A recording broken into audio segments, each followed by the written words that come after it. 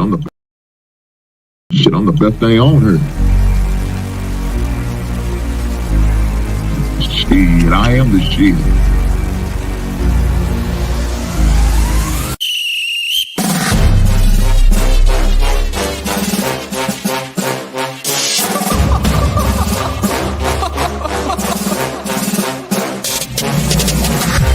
I'm not catching fades anymore.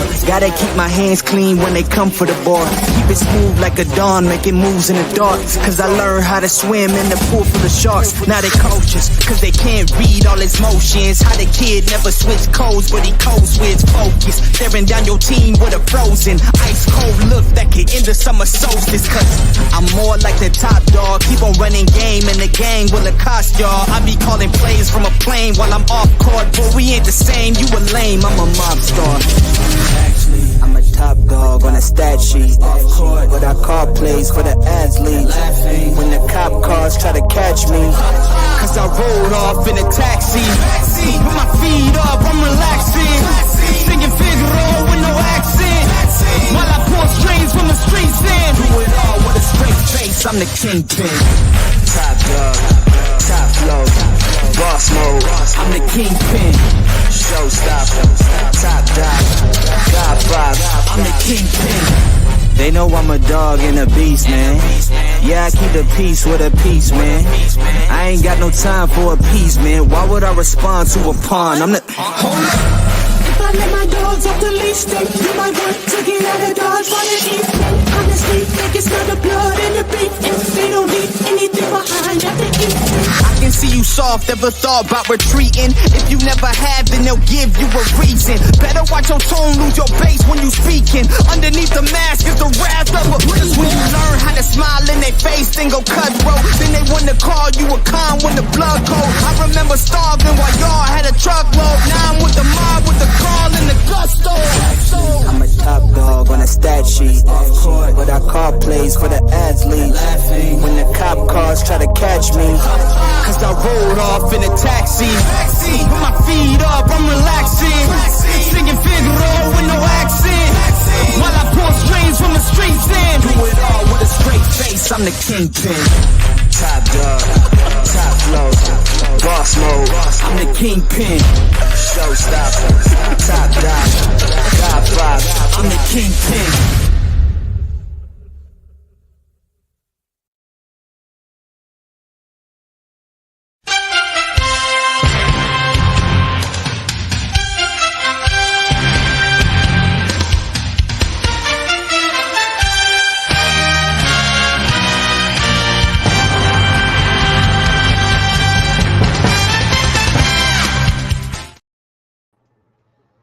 Hey, good Monday to you, good people. Welcome back to the basement for good Monday sports recap in the basement, man. I love it. I love it. Man, I had a decent weekend. I ain't gonna lie. I had a decent weekend. It was good. It was very productive. I was able to catch up on some stuff around my home, so that was good. But the most important thing, y'all, I had to hear all that extra stuff that what Hink ended up doing around his house. But we just gonna hear to talk about sports. So. I'm not a big boxing fan, right? So I dibble dab into a little bit. I don't really take of it too much in. You know, I go to other people's channels. I know like Ricky has a boxing channel. I like to go to and just listen and hear updates on the big fights coming up and the stuff that's supposed to be lined up. But one thing I did do this weekend, and that was I watched that Jake Paul and that Tommy Fury fight. Now, for y'all who don't know, Tommy Fury is the younger brother of Tyson Fury. And he's a boxer as well. He's also undefeated and still undefeated. So, but yeah, he's a boxer, and I guess it just runs in their blood because their dad's one of the trainers and coaches. So, I watched that. Now, why did I watch it? I don't know. I don't know. I mean, I don't take this Jake Paul guy serious. I really don't. I think he's a damn clown. I know he's a YouTuber, and he was on Disney at one time. Him and his brother. They both dibble dab in between, MMA as well as boxing. But I started watching. Well, I was watching, and still like I thought. I wasted my time. It was a waste of probably about an hour and 15 minutes of my day or my night wasted watching this clown fight. Now, of course, there were some controversial things in the fight. Like most boxing matches are, there's some controversial things going on, but it is what it is. But for the most part, it was a joke. It really was a damn joke, and it really hurts the boxing game. I know some people may say it helps because it brings a different level of audience, brings a different type of attention. I don't know. Even though I'm really not into boxing like it, I'm more of a traditionalist when it comes to certain sports, and boxing is one of those. I don't care about this shit, man. I don't take the guy serious at all. So it showed once he fought a real boxer, not guys who are former boxers, are retired boxers, or old MMA fighters, turn boxers, or some bum off the street. You know what I'm saying? Once he fought certified boxer, you see what happens. So, spoiler alert, letting y'all know now, spoiler alert, he loses. He loses. So, again, I'm not impressed with him at all. I never have. I never will be. Uh, look, you get money, getting paid. Look, I don't blame you. I'm not going to knock you for that. But as far as a purist, I don't take him serious. And it showed. He got his ass kicked. He got his ass kicked. So it showed in the fight. During the fight, I don't see very many rounds your boy Tommy lost, right? But from what I was watching, how I was watching, they didn't have a scorecard. I mean, not somebody like your guys who would come up there between talking, tell the score, who it, just pretty much talking about what's going on with the fight, between fight, how Porter, I think that's the guy's name. Porter was the guy who was one of the commentators. They had Michael Buffer at the beginning of the fight. You know what I'm saying? Of course, he didn't say, let's get ready to run. But I think he only does that for well, I don't know if he does HBO boxing anymore, but that's what he usually do or used to do. It was his tagline, let's get ready to rumble. But his brother, the other Buffer brother, I see him a lot in UFC. And he got his own tagline. Now it's not a frame, but let's get ready to rumble. We all know that because it's a little bit bigger, But as far as anything else, it was a joke, man. It was a joke. It was a joke. It was one of those times I wasted in my life watching that. Unfortunately, could have been watching something else, but I said, let me give this guy a shot. I've never actually seen the fight. I always seen the highlights. I do like the kids do that, just watch the highlights of the fight. And I just wasn't impressed. I dropped the link for anybody who may want to come up and talk about that fight. Again, I wasn't too impressed with it. But maybe somebody else was. Or maybe I just me and my bias against old Paul. I don't know. I don't know. But I definitely wasn't impressed. Definitely wasn't impressed. But I'd rather talk about more of a sport that I love, and that's football. Of course, man, I know the football season is over with. Well, NFL season over because we do have football out there. And what's up, Wal? We do have football out there going on, and that's the XFL. Again, I watched it again. Man, that shit started to grow on me. It started to grow on me, man. I don't know. I don't know. I tell you, I say this. Let me say this. I wish there was a team close enough where I could go, because I would go to an XFL game. I would. I would go to an XFL game. So I don't know. I wish there was an XFL team close enough where I could just Sunday morning say, "Hey, man, I'm gonna take a drive out here, watch this XFL game. Take 3 hours of my life and just watch this and enjoy myself." Because I found myself locked in watching this game. Now, again, I said it before last week. They got some big name type people coaching the teams, and some of them was never head coaches anywhere. I mean, now they've been assistant coaches, of course, but they was never head coach. Now they do have a couple guys that was, like a Stoops. Bob Stoops used to coach Oklahoma for a long period, forever it seems like. He's coaching an XFL team, but again, they have Rob Woodson. We all know him. Played corner and safety for the Pittsburgh Steelers as well as the Baltimore Ravens, and I believe the Raiders for a brief period of time. Hines Ward, he's a coach. He's a head coach. So it was, again, they got some names out there, man.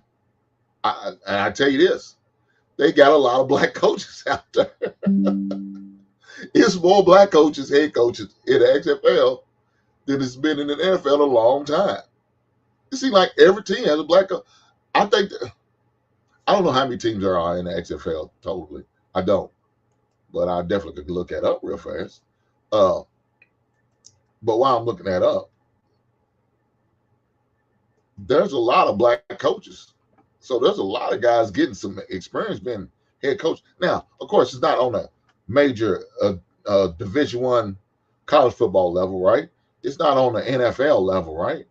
But you know what it is? It's an opportunity and it's experience. So I'm looking at these teams. So we have 1, 2, 3, 4, 5, 6, 8 teams look like. That's what it's saying. 8 teams. And I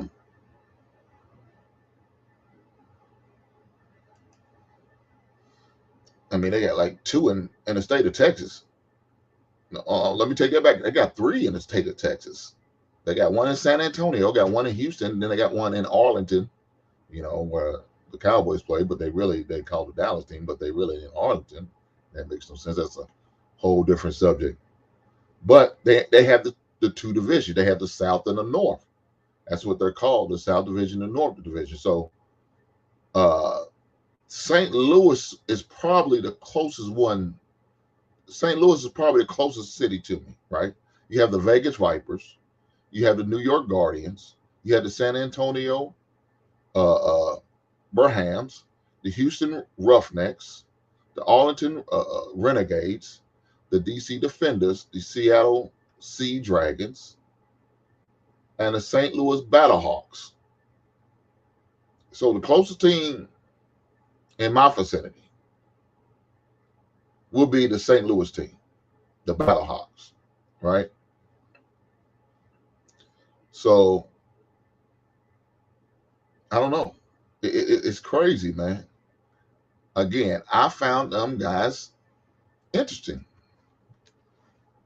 It really was. I mean, and it, I don't know. It's crazy. So here's the coaches, like I said, for the teams. Bob Stoops, former head coach at the Oklahoma Sooners forever. Wade Phillips used to be with the Buffalo Bills, used to be the Dallas defensive coordinator for a while. Known coach. Rod Woodson, I just named. Hines Ward. Jim Haslett he used to be a Saints coach, I remember back in the day. And Reggie Barlow, not a former player. So, I mean, it's crazy, man. It really is. Just to see these guys play the game, man, and again, see these brothers get opportunities, man, that unfortunately The NFL just not giving them an opportunity. Uh, and I really like to see them to get the opportunity to be head coaches. But I mean, you got to convince the owner who doesn't look like us to give me the opportunity to run his $1 billion team. Who's going to be willing to do that? I don't know too many will. But hey, it is what it is. Uh, it's funny to see this, but it really is enjoying. Uh,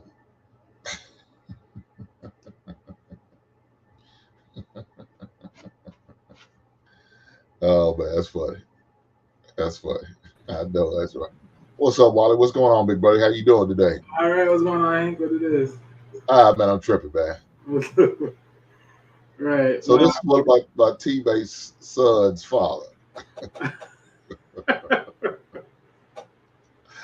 Oh man, you gotta have fun. Hey, you gotta have fun, man. It's all good. It's all good.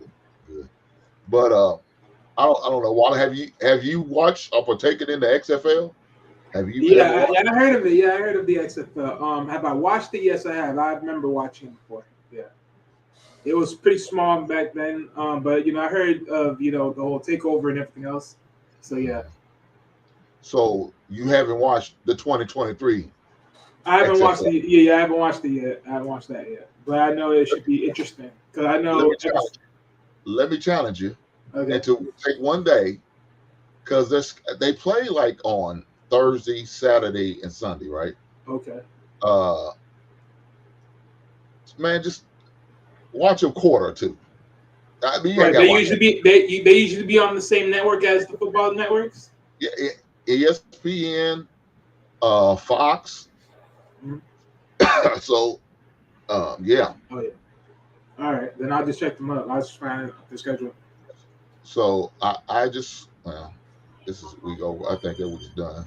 But right now they're about to go into, of course, week 3, right? And so they have a game on Saturday. They look like 1 on Saturday and 3 on Sunday. Right? So Saturday night game is the Seattle Sea Dragons against the Vegas Vipers, 7 p.m. on Saturday. And that doesn't have the channel. Well, it says FX. So there you are. It's on FX. So FX look like Fox got majority of the games, because they got 2 on Sunday. They got the 1 and the 4 o'clock game on Sundays. Right. And the Sunday night game is on ESPN2 / ESPN Deportes. Also on Sirius XM if you want to listen to it on the radio. Okay. So, hey, who knows? Go in there, watch. No, take it back. Watch the first half of the game, second half of the game, but just watch. If I'm watching football, I'm gonna watch all of it. Okay, that's cool too. As long as it's not boring, as long as it's not whack, I'm gonna watch all of it. Look here, man. What I tell you, you remember the old XFL? It was kind of exciting, but it was kind of corny, right? Yeah. I mean, they had some good moments, Yeah, it had its moments. It had its moments. But these guys just being buttholes now. We've been in the restaurant. I know that's right. But if you decide to want to watch a game, man, definitely partake it. I encourage that. I definitely encourage that. Because I watch all of them. I watched a few of them from the XFL. I even watched the ones over at the USFL. Yeah, the other football team. That's that old Donald Trump league. Yeah, exactly. Donald Trump used to have a league. Isn't it funny? Between both him and Vince McMahon, they both had a football league and they both sucked at it. Yeah. Well, I don't know if he still does, but he used to say he has his last check, never cashed it, from the USFL. Yeah. I think it was valued at 1 cent. That's the profit he made on it. I'm like, good God. But again, Oh, I encourage people to try to, maybe check it out, yeah. see what they think about it. Again, I I didn't think I mean, was gonna be a fan of it. I didn't think it was gonna hold my attention. Somehow, some way, I found it to be entertaining. And I watched the first. Well, let me take that back. What week did I watch? I didn't see the first week at all. I watched the second and a third week is what I ended up watching. mhm. Well, no. I guess it was the first and second week I watched because they're going into the third week now. So I Right. watched the first 2 weeks, and it had me occupied. It really did. Let me bring Jay up. It had me occupied. Jay, have you watched the XFL game this year? My father watched it. Does he like it? I actually didn't give his opinion on it. To be honest, he was just watching it. Well, And hey, next time you get an opportunity to ask him, see what he think about it. I'm just curious. yeah, I was I mean, curious. I never heard of the XFL. I didn't. I swear to you, I did not.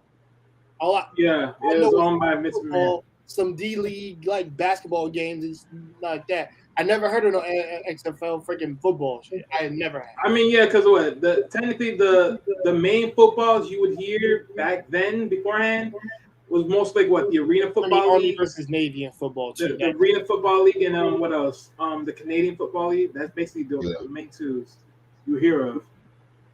But they were so much, they were barely unpopular because they barely had TV time. They got Arena 1 football and Arena 2 football. Right. So, yeah, those I heard of again. But this XFL thing, man, I'm telling you guys, check it out, man. You don't get an opportunity. I definitely encourage you to.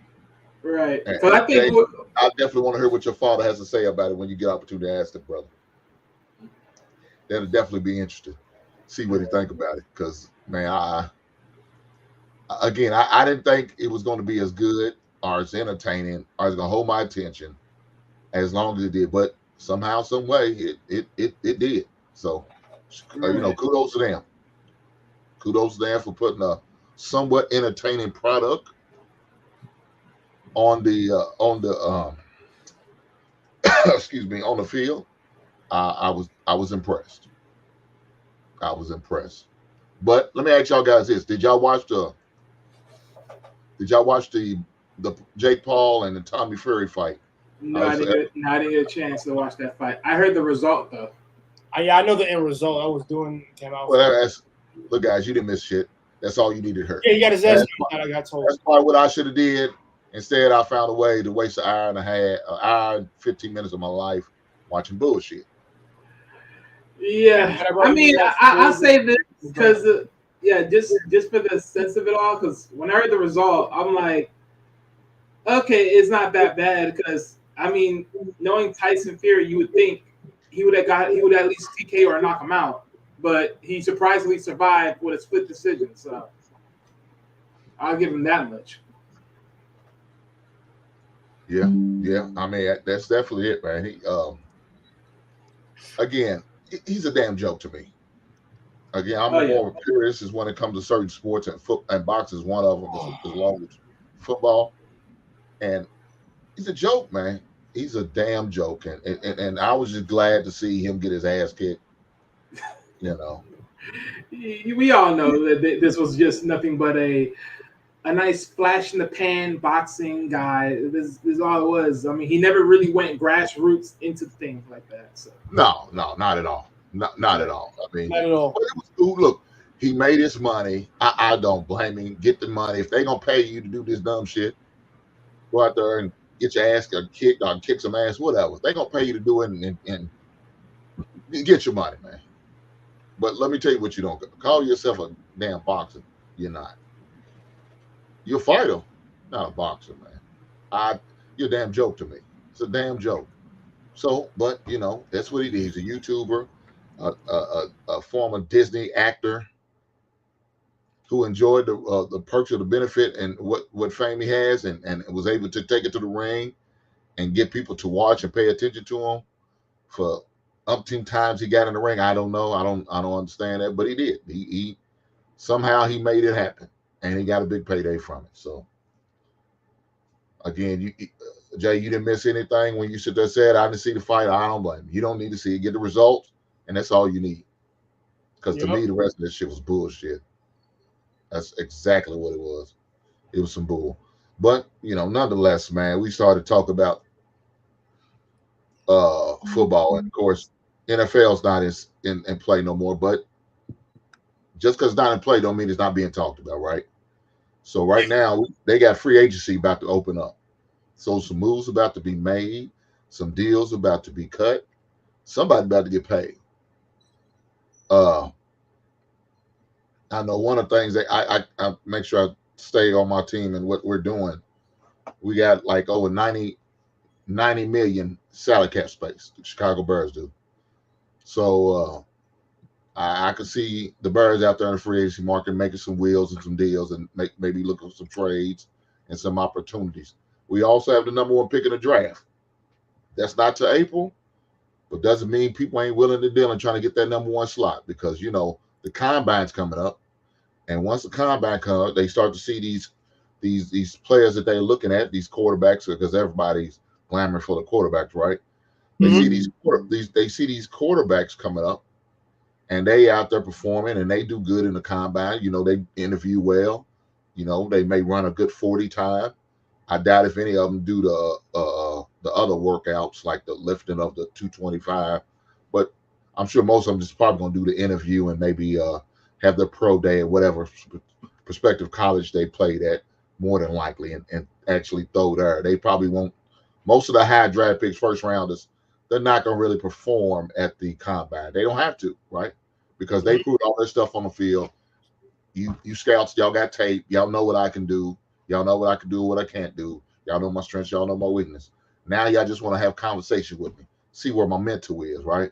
So most of them going to do that. There may be some that run, you know what I'm saying, just to try to prove maybe I can get the edge on the next man if I can show my speed. Maybe that'll put me up maybe a couple notches. I go from maybe 15th pick, maybe up to the 5th pick. Who knows, man? Who knows? What's good, brother Mandrell? Come on up, Mandrell, if you're more than welcome, because yeah, man, you and me do gotta speak. Damn it, I could have did a freaking stream. I want to talk about that Jake Paul and Tommy. Yeah, he actually talked about that Sunday, actually, just the other day. Oh, did he? Okay, yeah, well, no, not on the stream, but on the phone call. We talked about it. He's more than welcome to come up and talk about it. The link's in the chat. So, yeah, but I know his opinion on this one. Dude, all I'm gonna say is that, oh man, before we even get to any other sports, bro, I'm actually done with basketball this year. I'm done. College or NBA? I just all basketball. NBA. Okay. Wanna know? Why is that? You wanna know why that is? My team is fucking terrible this year. Well, who's your team? Well, no, I've been called that they were going to be terrible this year. I've been called that. And then somebody on this panel said, well, I'm going to wait till the trade line and see how they do. Them motherfuckers are terrible right now. Heat. And I feel bad for Jimmy Butler. He's the only one I feel bad for. Go waste the 2 good years with these motherfuckers. Ain't gonna get nothing done. And I'm like, yo, bro, I do want Wally to rebuttal. Go ahead, Wally. What happened now? Wally, go ahead. I want you to talk about he was done with basketball. NBA basketball this year. He said he's hang up. He's done with it. I'm done. No more. Amongst what? You know what? His team is playing like shit. And they feel like Jimmy Butler's been wasted. Yeah, he's been reduced.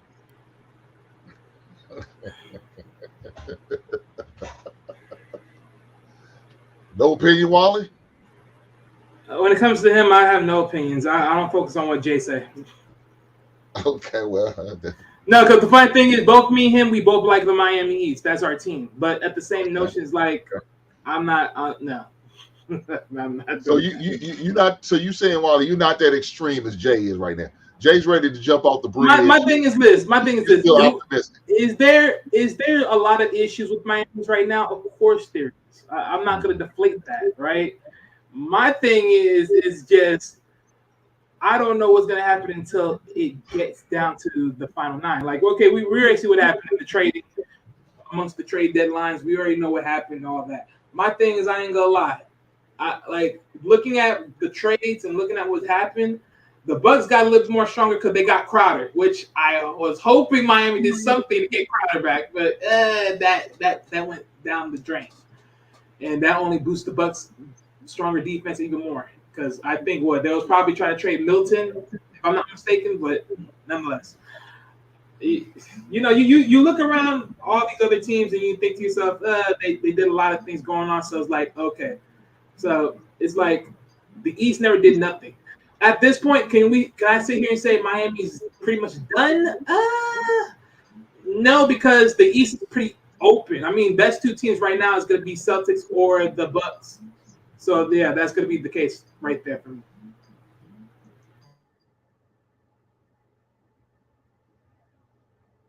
Well, what's going on, big brother? Hey, you on the road right now? Come on through. If you ain't, I know if you don't stay with plate, I know you always drive. You stay in your truck. So if you're free, big brother, come on up. You're more than welcome to the basement. Oh man. So, well, look who's in the back chat, y'all. This guy, I'm just trying to figure this out. I come on the show, I promote the show, I encourage the show, I hang out with him. His ass just now subscribing to me. Right? I mean, he just now subscribing to me. I show love to his family. I call him brother-in-law. But he just now getting here for the first time. I don't understand this. I'm damn near 3 months in. He just brung his funky ass over here.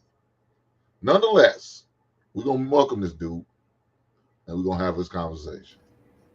What's up, Hink? What's up, man? You good? You good? You welcome to the basement, baby. It's your first time. You're a virgin. Yeah, I know. It's my first time, man. Had to be sometime. Had to do it sometime. You came up. I've been subscribed to you. You came up in my algorithm. That's how I knew you were alive. But see, usually this time I'm at MMA or Brazilian Jiu-Jitsu. Okay. Usually at this time, you know what I'm saying? I took a break today, bro. Man, look, I've been hitting the gym like a madman because, my working on my athletic apparel, and I'm like, okay, I'm probably gonna have to model some of this myself, so I wouldn't be in pristine shape by like May or June. So, you know what I'm saying? So I'm trying to get supermodel shape. You trying to get high school skin? Yeah. Hey, you muted yourself, right? My mic actually got unplugged unexpectedly. But that's usually around this time. I'm not even home. That's why. Okay. Well, glad you skipped the day of the gym to come hang in the basement with your boy. Exactly. I saw Hink online. Let me go holler at Hink. Well, look here. Since you are first time in the basement, I always got to ask the people who had their first time in the basement, What is your guilty pleasure song? What is that song you like to listen to? You rock out to, but you be embarrassed if somebody know you was listening to it. It's called "Take on Me" by I am embarrassed to let people hear me. I know that's right. Look here. But I'm sitting there. Take on me. You know what I'm saying? Let me tell you about that song. That was one of the first videos I seen on MTV. Me too. It's one of the first ones I saw. And the shit was mostly in black and white. Yeah, it was. I can't say, well, it was animated, but it was a cheap ass black and white drawing. It was. Some high school kid and drew the shit. That's what it looked like. It was. I'm with you. That's one of the first videos I saw on MTV when MTV played music videos. That's it. That was it. It was that, and my next one was they unveiled the Thriller. Okay. The short film, I guess they called it at the time. Yeah. That was two of the main things I seen on MTV. But I remember the first music video I ever seen, and it was that. Yeah. My other one was one by Hall and Oates. I can't go for that. You know what I'm saying? Yeah. No can do. I can't go for that. I can Yeah, relate. right. That was like the song. second one I saw. Yeah. That's a good song. Now, speaking of good music, my vinyl record on display today is the Jackson 5 album, Ah, I grew up on that right? stuff. Yes, I grew up on all that. So it's the Jackson 5's greatest hits. So, but along with the album day, I have my Funko Popper today, and that is my man Michael Jackson. Michael Jackson. Okay. And he's in his Beat It. Who'd have thought you was into pops? You know, so who'd have thought it? Well, that's that black nerd in me. Yeah, it is. He collects pops. It's all good. It's all good. But what Jay was telling me was that I don't know, that you watched that Tommy Fury and that I did. Jake Paul fight? So I did. You wasted your time too. Just no, like I did. I was waiting to see him get tore up. And Tommy Fury, here's the thing: Tommy Fury held back in that fight. I've seen Tommy fight tougher opponents and be way more aggressive. Is that right? Yes, because you notice, like in the fight, Tommy was holding his hands down and stuff like that. By like the fourth round. So he had no respect for the man. None. And then even Paul said, like, people was like, "Oh, you caught him with some good shots, Jake. How'd you feel about him taking good shots and then keep coming?" He's like, "Actually, I never really caught him clean." Exactly, because Tommy knows what he's doing. I told people, get me any decent amateur. They'll get in there and work this dude. They'll work Jake Paul. A decent amateur would, But you saw it happen when he got in there with a guy who had skills and wasn't trying to. But he beat Anderson Silva. I'm like, yeah, but he beat an old Anderson Silva in a boxing match. Yeah. It's a boxing match is different from MMA, man. He fought what?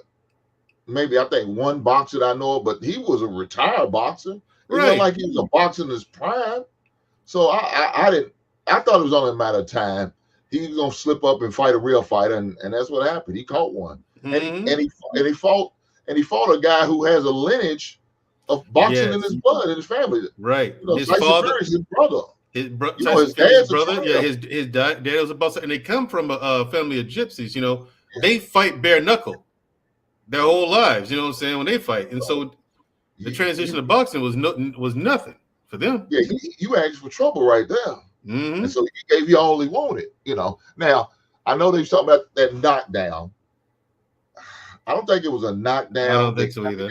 I think he kind of, because he tried to move forward, he slipped. And Paul so happened to call him at the right time, when he slipped. And so but they counted as a knockdown. They gave him a standing 7 count, I think it was. But the thing is, it's saying an 8 count. But the thing is, even with the knockdown, he still lost. So how far behind on points was he? And when I was watching, they didn't put a scorecard up, not to the end, right? It was now you heard the commentators. Oh yeah, he's winning this fight. He's killing him. And then of course he lost a point. 1 point. Yeah, he got 1 point taken away from him. But with it, if it's a close, if it's a close fight and you get a knockdown, okay, you got it. All you got to do is cruise the rest of the way. So he got 1 point, just 1 point taken away. Fair enough. But you scored a knockdown, dude. All right, that's more than makes up for that. If it's a close fight, that normally pushes you over the edge. So my thing is like, nah, you were getting dogged. Yeah, you were getting dogged. That knockdown didn't put you over the hump.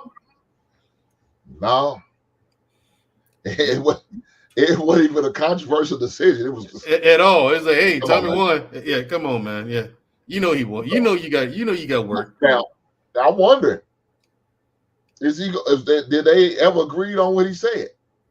If you beat me on the purse, because I don't know if you heard it. They said it during the commentary. If you beat me, I'll double your purse. Oh, I don't know if they ever shook on it but the thing was, if Jake Paul won, Tommy would have got nothing. Mm-hmm. Well, I don't know if they agreed to it. That's a hell of a chance to take. It is. What? And then here's the thing: what got me is that Jake Paul has a rematch clause in his contract, but Tommy Fury didn't. Like Jake Paul was getting everything he wanted in the contract, and then Fury comes in there and gives him that work. Well, Fury elect to cut the ring off. I think he cut it down to 18 feet. So that's the smallest. They said it was the smallest professional ring you could fight in. Yeah, it is 18 feet. Normally it's about 24. So normally it's between 20 and 24. Like 24, nobody hardly does that. I think that ain't no running. No, it's still a ring. You can't run. You know what I'm saying? But then 18, this damn sure ain't no running. You got to be in that dude's face. Y'all uphold each other. Yeah, right. You in each other's face. So I mean, again, to me, I wasted my time. I did. I could have just seen the results and been content. Watch the highlights. Right. Because Fury was in there just toying around, really. You can tell. And he never let Jake get a clean shot on him, which is what you're supposed to do. It looked like a sparring match. That's what it just looked like. Exactly. Match. You know, hey, no, don't go too hard. We got a fight coming up. So that's what it reminded me. I'm like, God damn, dude, this dude's terrible. Man. Yeah, wasn't nobody trying to. Like you said, man, Drell, I was looking forward to watching him get his ass kicked. Mm-hmm. He's fighting all these former boxers and stuff, fighters, and some of these bums that just got off the trash truck. You know, yeah. Like, shit is this, man? What are we doing here? When are you gonna fight? I was like you. When are you gonna fight somebody? Like even Mr. Bennett too. Mr. Bennett was like that. He's not good. Like we were both saying, he's not good. He's not this person out. Like, so what about the first MMA fighter he knocked out? Like, you mean the retired MMA fighter who had a hip replacement and came in like massively overweight and out of shape?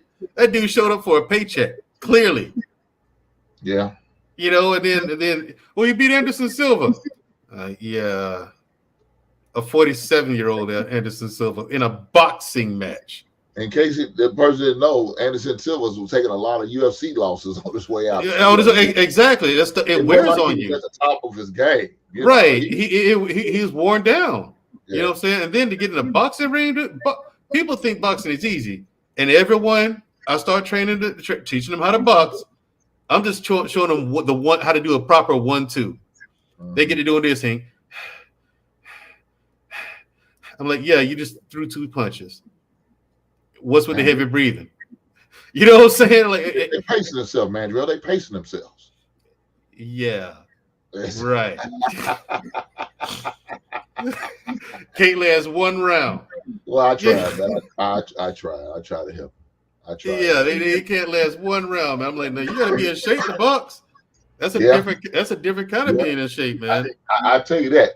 Another one is soccer. Yes, you do. I talked to guys and said, "Hey, look here. It's ongoing. You don't stop. There ain't no intermission. None of that. Every 3 plays, you can take a 10 to 20 second of breather. No, you running the whole time. You going. And hey, look, they don't even stop in between substitute. They tell somebody coming. He running out. Guy running in. Yep. Goddamn. Ain't no keep going. That's right. What we doing here? And I'm all the time we put breaks and somebody get hurt. And you're right. And I'll sit there and watch soccer just out of curiosity. You know what I'm saying? Like I'll sit there and watch sports except basketball. Basketball is you like basketball, man, Drew? Well, number one, I've never been good at it. Ever. Like ever.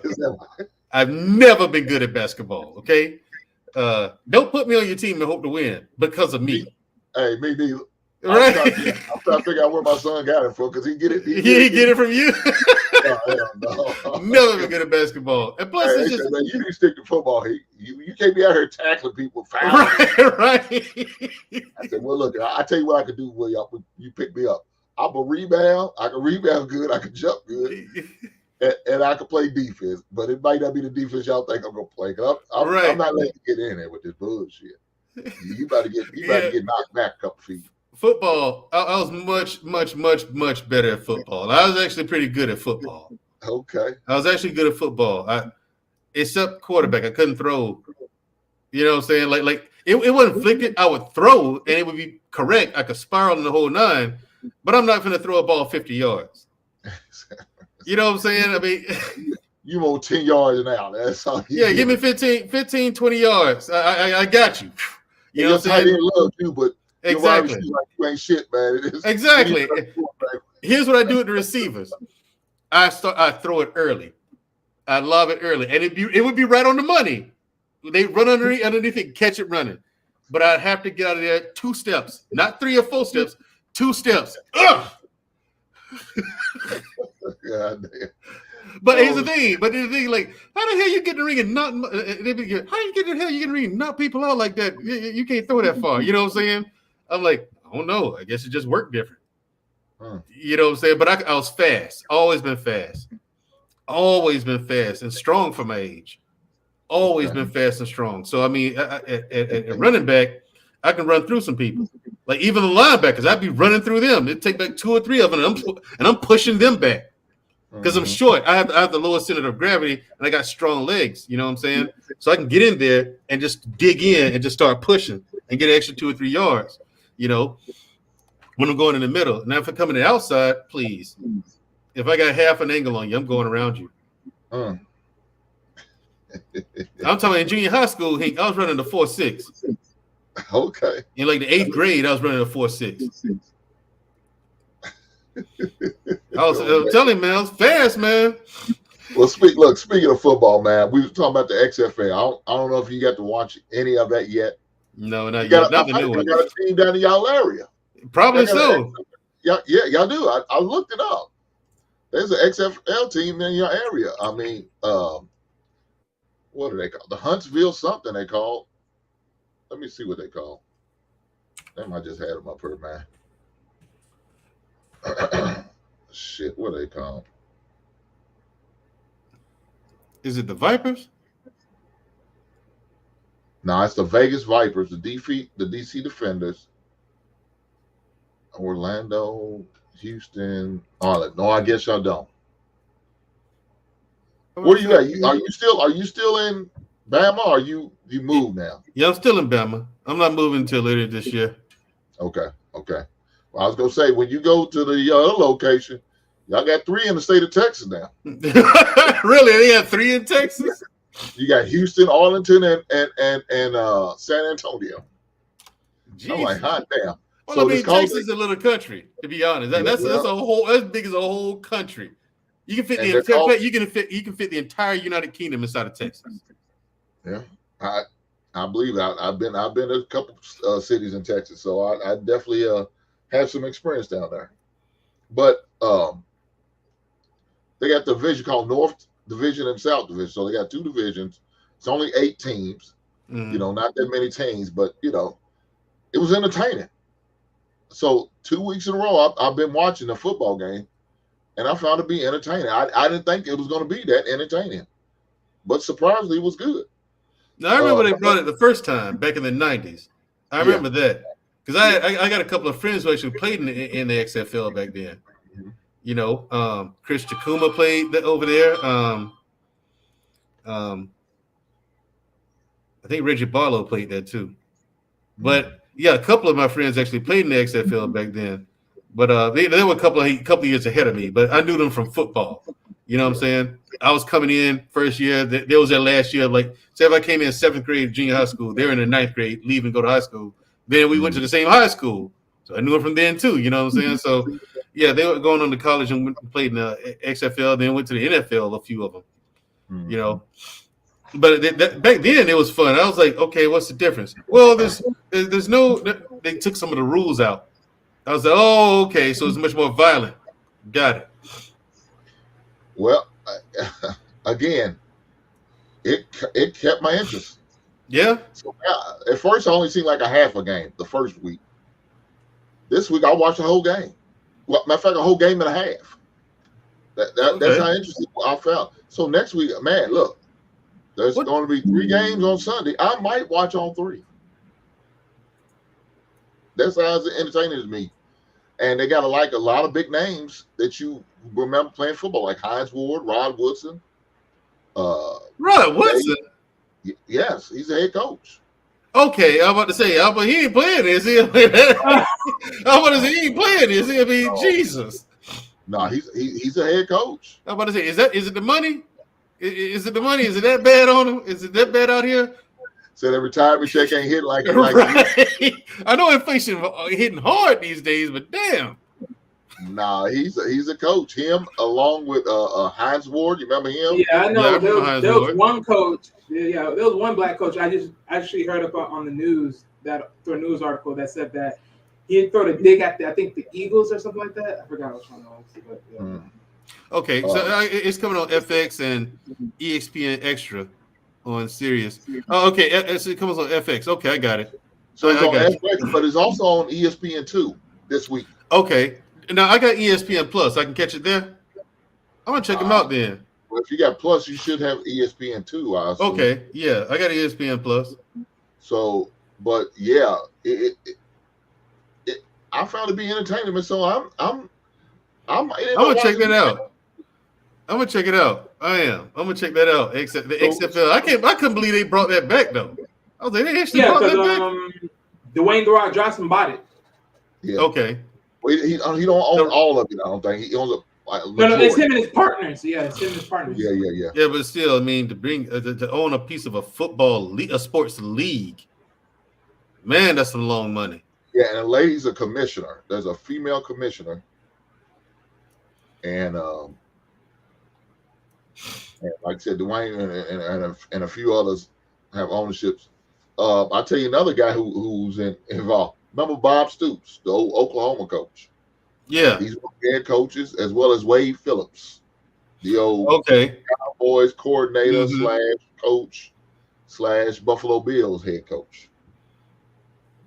So okay. Yeah, so you're right. They got some big names involved in this. There's another one, Reggie Barlow. Yeah, I know Reggie Barlow. So these are some of them, Yeah, like I said, I actually know Reggie Barlow. Oh, okay. Yeah, I actually know him personally. Dang, I didn't know he was up to that though. Yeah, he's from Reggie Barlow's from Alabama. Yeah, I know him. These are head coaches, man. Terrell Buckley. Okay, so now these guys getting checks after the NFL. Got it. Keeping themselves relevant. Let me ask you something. I never got a chance to ask you this. What do you think of that whole situation with Jackson State in prime time? Deion Sanders. I remember when Chris Berman used to call him out when he'd be running them interceptions back. Prime time.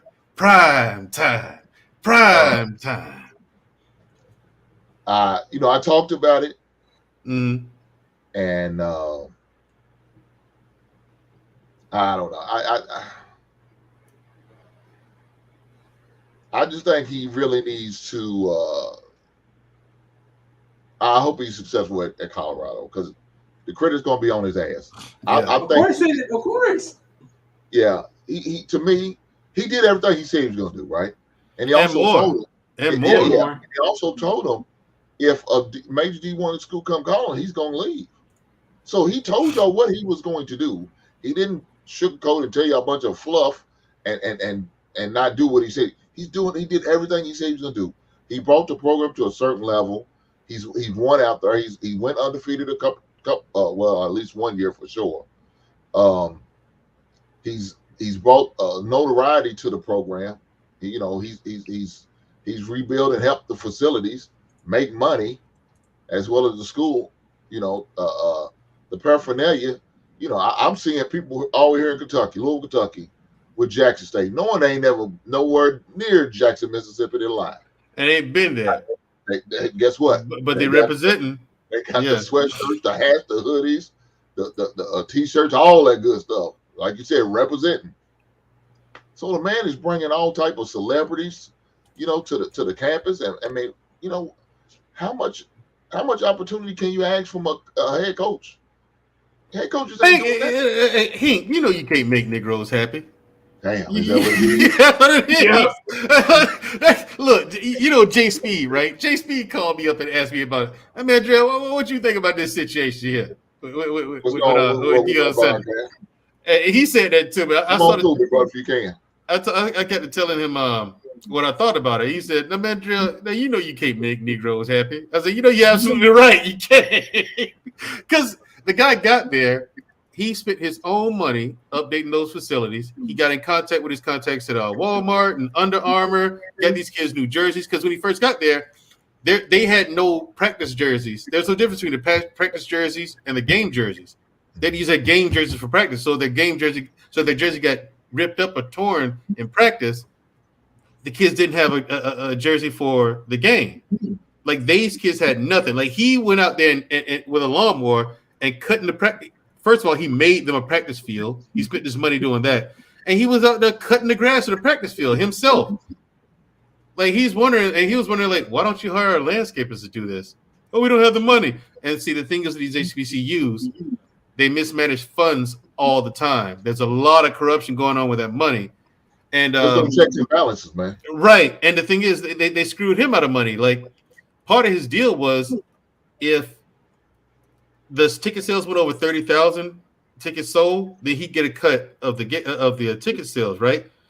He said that there have been a lot of times when he beat the game at their games, sold out 60,000 person stadiums, sold out top to bottom. And then when he look at the numbers, we only sold 28,000. We only sold 27,000. But you're at the game, you see every single seat full. You know what I'm saying? You can't even move because so many people are there. And it's obvious stuff like that. They did that so they didn't have to pay him his percentage. You know, things like that. And so, like you said, there's no checks and balances. And I see no problem with him leaving. I think he should have left if that's the way he's being treated, and he's invested so much of his own resources and context getting involved, his own context getting, his reputation was on the line. You know what I'm saying? So, I mean, if they're putting him in that kind of position, I don't blame him for leaving. And I say that these HBCUs, they put themselves in this position, because the state of Alabama was caught. The HBCUs here caught the state taking their endowment money and giving it to University of Alabama and Auburn University, the two big D1 white schools, right? So they caught them, and so the state said, "Hey, okay, tell you what, we ain't got all of it right now.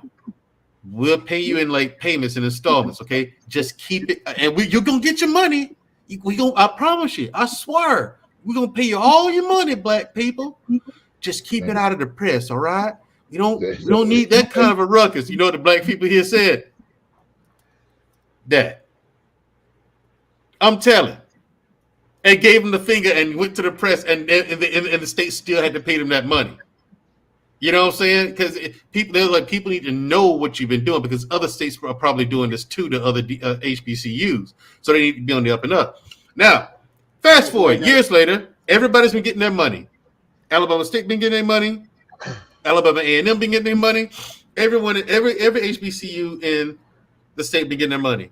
And you go to these campuses today, you see who been doing the right thing with that money and who wasn't. You go to Alabama State, which is where almost everybody in my family went. That's why I didn't go. Everybody went to Alabama State. You know what I'm saying? Mama, daddy, aunties, uncles, everybody. And my grandmother went to Alabama State. So I was like, okay, I'm going to go to Alabama A&M, which is their rival, right? Okay, you look at A&M's campus. You go there today, you're like, damn, what the hell happened here? But then you go to Alabama State, brand new facilities, brand new state-of-the-art stadium. You can see that joint from the interstate. And it's a beautiful stadium, right? Beautiful campus. They got a whole building for their forensic science program. They got a whole building for their education program, a whole building for their engineering program. And I'm not talking about a small building, Hink. These are huge buildings, And so you see in the beautification of the campus now, and you see, okay, this is what you do with the money. You put it back into this university and make it something. Yeah. A&M, they opened up a new gym they built a new gym over there, and that's about it. The rest of it, are they even renovating the dorms? The students are like, no. They threw them a bone with that new gym. That was it. They pat them on the head, slapped them on the ass. Right. You gotta strip the sports. Right. You gotta strip the sports from the schools. It's a shame. Like, you can see who's doing the right thing with this money and who isn't. You know, you say that when we went down there for my son to visit for his school, and everywhere we went, we seen cranes everywhere. And the coach sit there and say, when you step on campus and you see all these cranes and these workers, construction going on, that's letting you know they're building. That's letting you know they reinvested their money back into this program. And that's a great thing. Mm-hmm. If you just see the same old stuff, you've been up for 4 years, ain't seen nothing go up new, he said, that's a problem. Yep. I said, shit, right on. I said, right on. I said, because I remember when down in Murray State, one of their things was getting a bigger on-campus arena. And so they started, breaking ground right before I left for that big on-campus arena. Went down there a couple years ago. My son and them had a tournament down there, a summer league tournament. That thing is beautiful, man. Yeah, I mean, it was just like something like the old one. It's going into the ground, you know what I'm saying? And then it was nice. And they have multiple floors. Yeah. So you had the main floor, and if you go off to the other side, you got the second floor. But then with this high school tournament they had there, they was able to put in at least 4 more floors. They had 7 basketball floors, regular sized basketball floors in this arena. They had 3 levels, and they had a basketball floor on all 3 levels, and one on one side, one on the other. I'm like, geez, bro. Yeah, that's how you do it, though. They had new buildings, a lot of new stuff was going on. Let me bring my brother up. What's going on, brother? What's going on, doctor? What's going on, y'all? What's going on? Talk about a little bit of Jake Paul / Tommy Fury. Yeah. Jake Paul. XFL. The Lakers. No, we're not talking about the Lakers. We ain't talking about the Lakers. We ain't got to that yet.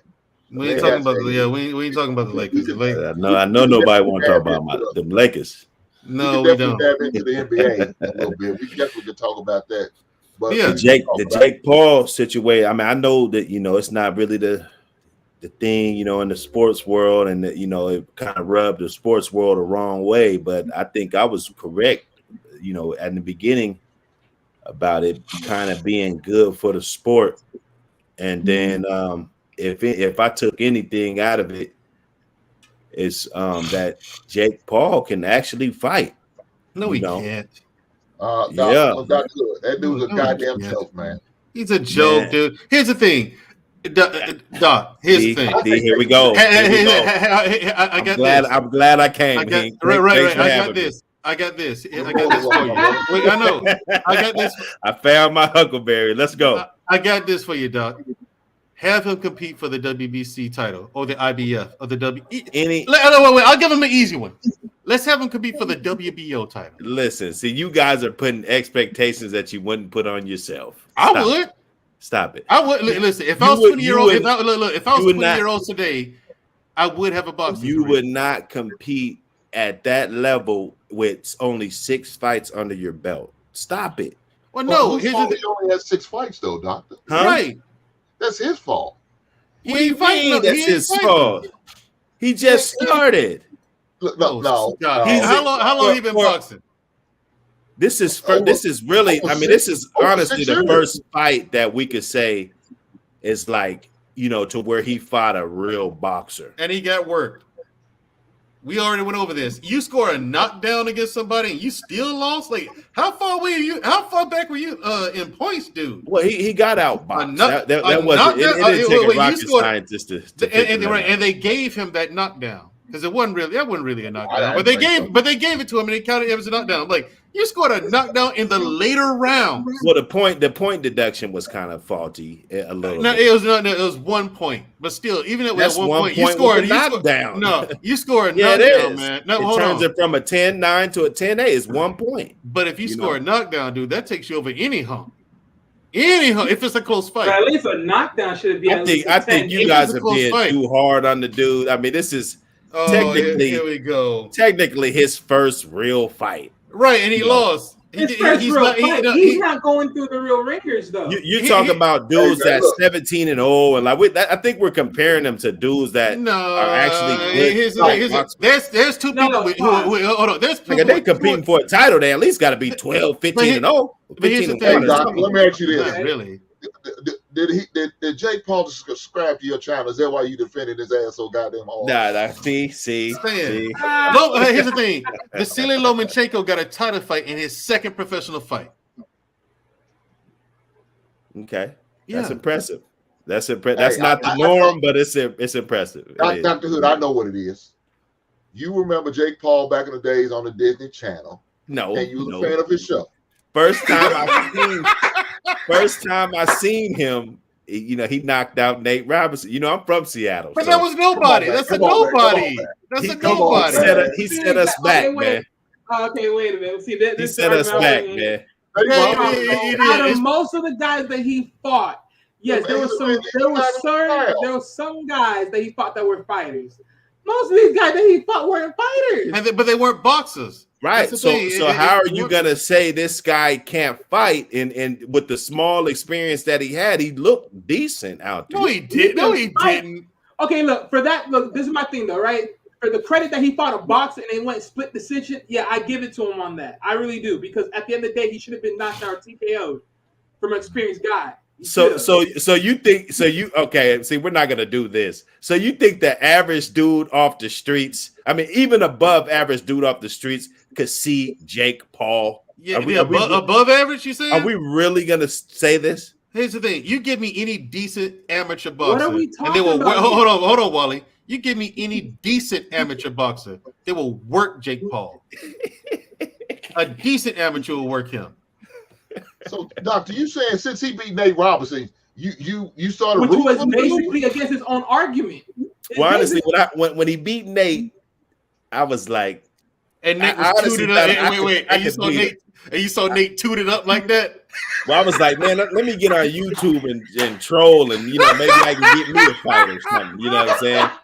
Oh, you want to get one of them bags? Okay. Oh, that's what it is. Now we get it. Now we get what the doctor's rooting for him. Now we get it. Okay. It was good for the sport. It was good for the sport, and now how he's brought everything the full circle. He had the fighters come out and they're trying to do things in the boxing world over there, overseas. So I think it's Saudi good Arabia, for the world. Yeah, Saudi Arabia has been they finally got their chunk of it, because when AJ fought Ruiz for that rematch, it was in Saudi Arabia. So Saudi Arabia has been trying to branch out into that and bodybuilding as quiet as they keep it for the longest, and they finally got boxing, and so it's cheaper to fight there in Saudi Arabia. Saudi Arabians will offer you a really good deal to host your fight. You know what I'm saying? Right. So this whole BS with Bob Arum telling Terrence Crawford, "Oh, I can't make the Spence fight. Who's gonna pay for it?" There were options. Arum just didn't want to make that Spence fight with Crawford. That's why Crawford left. But then you got Al Heyman over there at PBC.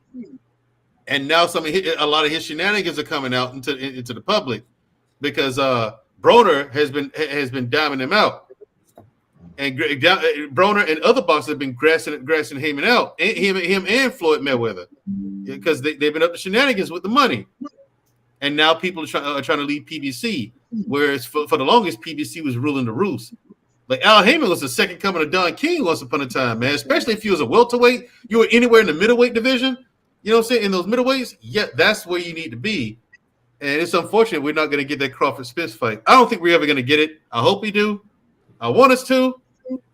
I don't see it happening, because they're gonna fight. They can't agree on the money, man. One wants to be the A side. Well, everybody wants to be the A side. Okay. Then Spence thinks that I'm the bigger star, so I need to have the bigger purse. It's like, and Crawford's unwilling to bend on that. I'm like, bruh. In the meantime, they building up all those fights in between. Those what fights? There's no one for Crawford to fight. It's just Spence. Same thing with Spence. There's no one else for these two to fight in the welterweight division. There's no one else for them to fight for real. I mean, who else can beat Crawford except for Spence? And who else can beat Spence except Crawford? You know what I'm saying? So I mean, there's really no place else to go if you want to challenge. And Spence got that IBF belt. That's the toughest belt to get. That's why boxers actually drop that one. Like say they get multiple belts and one of them is IBF, they'll drop IBF because IBF, they have strict rules and they don't bend nor break for nobody. You don't want to fight your mandatory, strip. They'll strip you quick. You don't meet the mandatories, strip. You show it to a fight overweight by 10 pounds or more, strip. They don't. IBF does. They do not play, and that's what a lot of boxers leave that one up because it's the most competitive belt. That's what the most competition is. They're in the IBF rankings, and so if Crawford wanted to fight, he would be fighting. I think he should be fighting opponents to make him mandatory for either the WBC belt or IBF. I know he already has the WBO. You know what I'm saying, but that's just. I mean, that's not going to cut it. He's getting championship purses, and the way Crawford sees it is, if he retired today, he'd be in the Hall of Fame, which he would, and deservedly so. But the fight that's going to define his career is his fight against Errol Spence. And for some reason, they can't get it together. I don't know why. I hope we get it before they get too old. Right. Like with Mayweather and Mayweather. Yeah. What's the name? Pacquiao and Mayweather. Yeah. 5 years we waited for the fight, and then when we got it, it was like, this is what I paid my money for? I paid for that fight, Hink. I was upset. So they got you, huh? Yeah, they got me. I was mad. I paid for that fight. That's the game, though. That's why Jake Paul's alive, because boxing's been doing that. You know what I'm saying? I was like, come on. Man. It's again, I think the guy's a clown.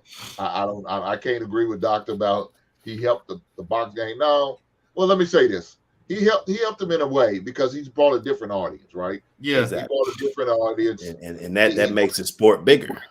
Well, yeah, and I can agree with that. I can give him credit for that.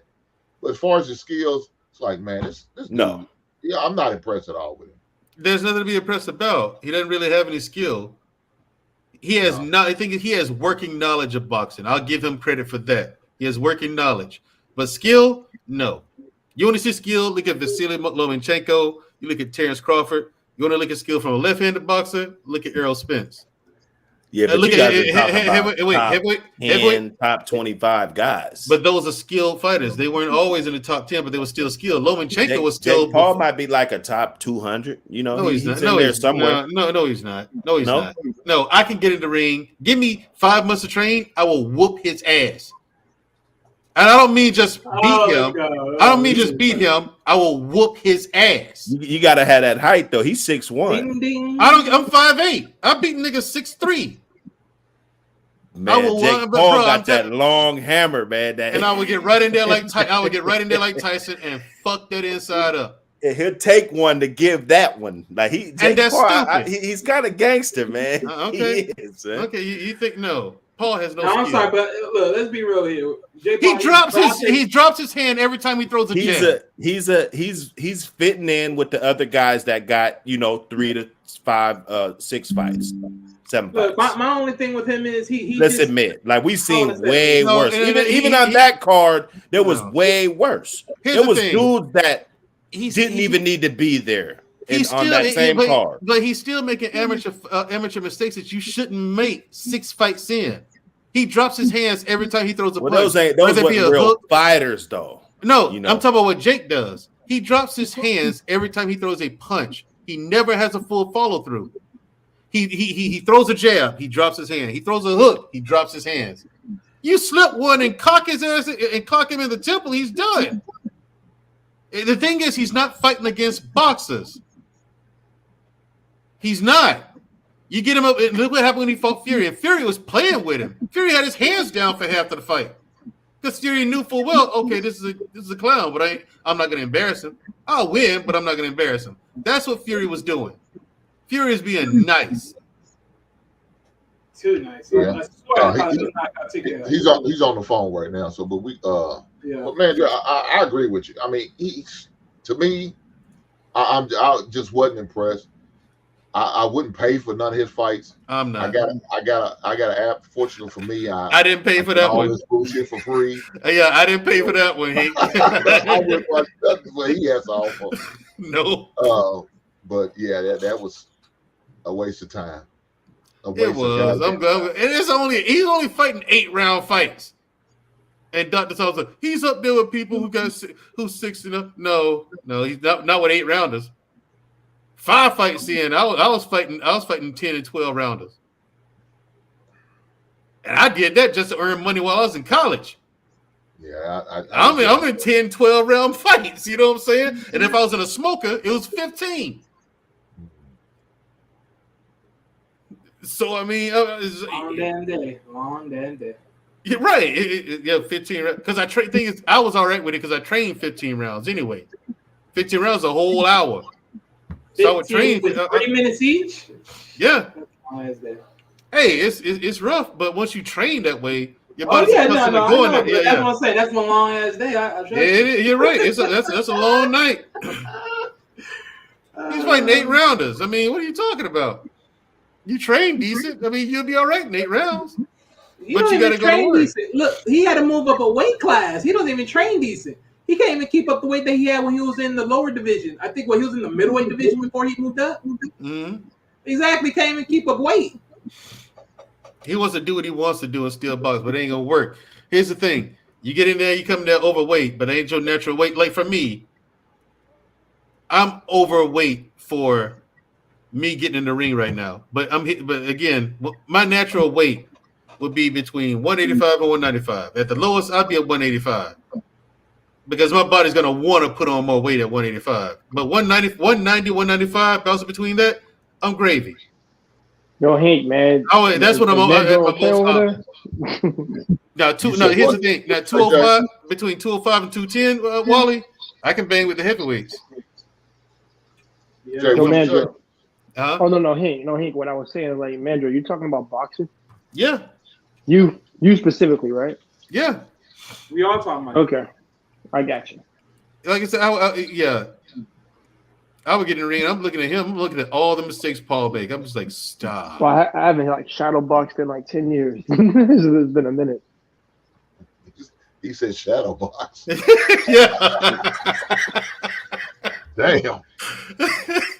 Hey man, listen, I was in like in 8th grade when I did this shit. Hey, I did for a good 2 years, but I was just like, yo, bro. And that's what I want to tell the sports at that time. But yeah, it was a good start. But yeah, it's condition and everything. I got a buddy right now who's married and has a kid that boxes. And I won't say his name, but the brother's black and he just knows how to work his body. His dad just literally supports him with how he because he's literally his coach. That's all like, you eat this amount, you gotta do this one to stay right. It's a lot of eating, a lot of grueling, a lot of running, and a lot of stretching and calisthenics when it comes to boxing. Debatable if you want to throw in weightlifting. That's either or. Weightlifting for the power at most cases. Yeah, I mean that's what I'm saying. It's more for the power, and trying to increase the amount of your muscles. I mean, just look at Michael J. White. Yeah, for me, I'm a natural cruiserweight. You know what I'm saying? By nature, I'm a natural cruiserweight because of all the muscle in my body that's sitting on my frame. You know what I'm saying? But getting up to 205 and 210, that's not a problem. I can still get in there and bang with the heavyweights. You know what I'm saying? And do pretty well. Now, I'm not saying I'm going to get in there with like Tyson Fury or nothing like that or Deontay Wilder and get in there and beat them up. I'm not saying that. When Tyson Fury comes to the ring, he's 285. If I'm 208 or 210. Come on. Yeah, you're right. That's a 60. No matter how you shake it, let's not kid ourselves. That's a 60-pound. Come on. You know what I'm saying? That's like 60, 70-pound weight advantage. Right. I mean, if you can play it right, I mean, at least you. Yeah. That's true. I'll be faster than him, but that's. Bruh. Yeah. But here's the thing. My issue would be this: getting in close and have him clinch with me He's gonna clinch at me. He's gonna grab my head and lean that big fat body on me, and just suck all my energy out. So he gonna lay his belly on top of your head. Oh, see, stop! That's nasty.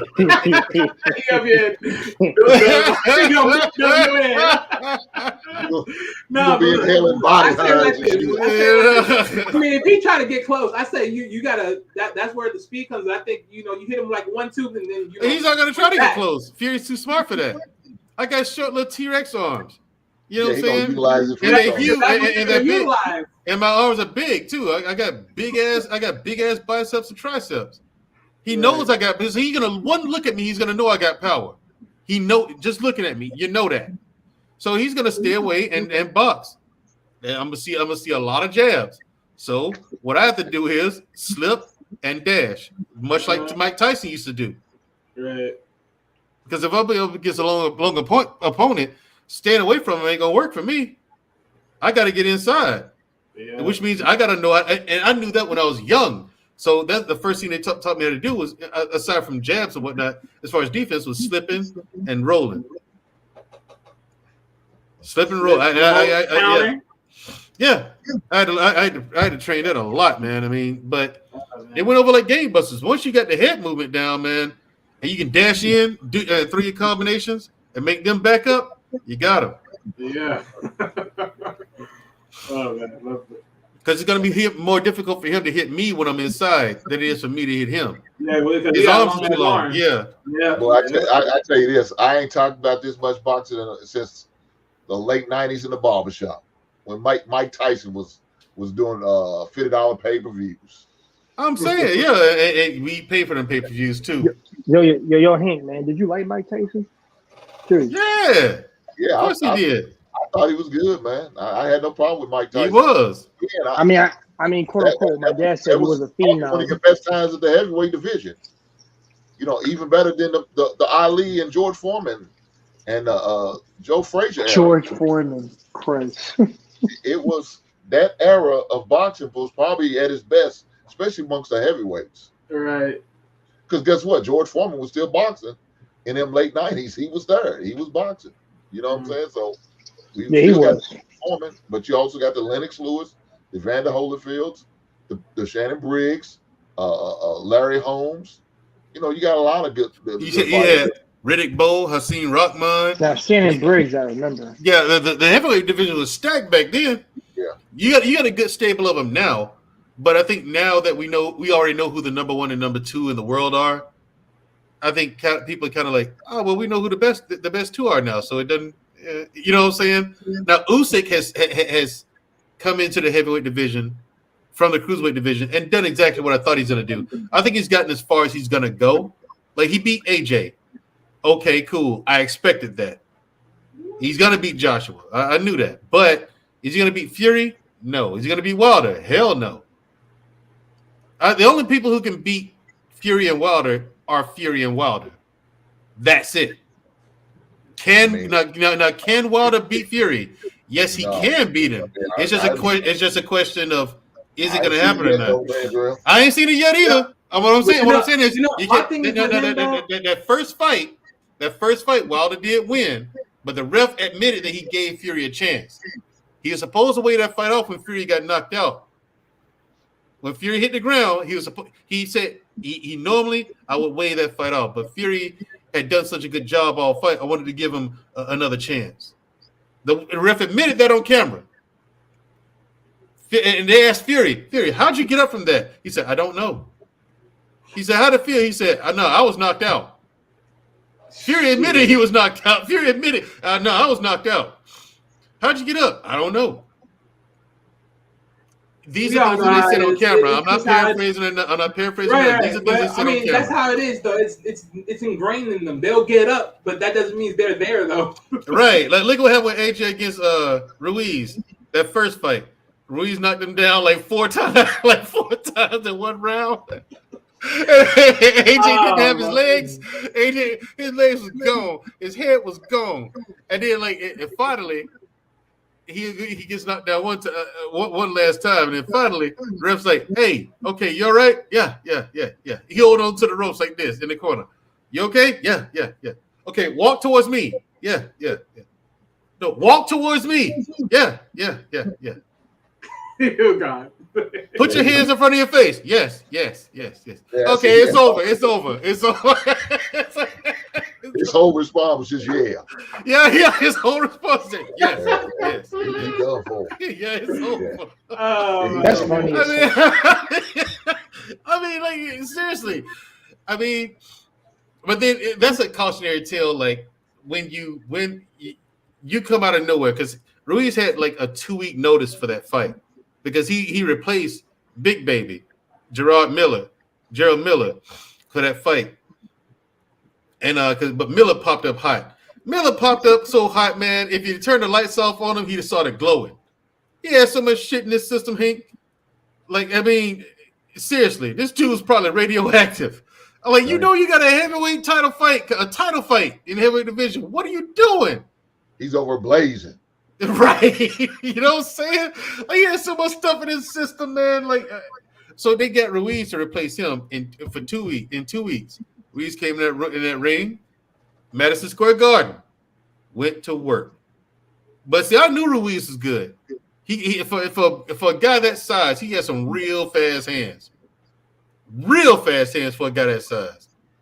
And AJ let him get in close and tried to fight his fight and try to get in close and bang with him. Bad idea.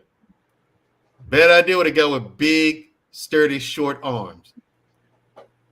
Not the move. And AJ found out. He got caught right behind the ear. Bing! Wasn't the same sense. Damn. The whole rest of the fight, he was drunk. But in the rematch, Ruiz, he didn't really train for that rematch. And clearly, because he came in 30 pounds heavier. And I'm like, okay. Then when he fought the fight, he wasn't cutting the ring off, wasn't really trying to get inside, none of that. His arms are getting tired. I'm like, okay, yeah, you just didn't train. That was your problem. You could have beat him a second time. You didn't train. And so you lost. That's what you get. Now he's on that long road back. He's doing well. He's coming back. I think he and Wilder have to fight for contendership for the WBC title. So whoever wins that fight has to fight Fury for the WBC title because Wilder just beat his opponent a few months ago, last year. And first round knockout. And he did something different this time. He threw that knockout punch off his back foot. So I'm like, okay, you're learning.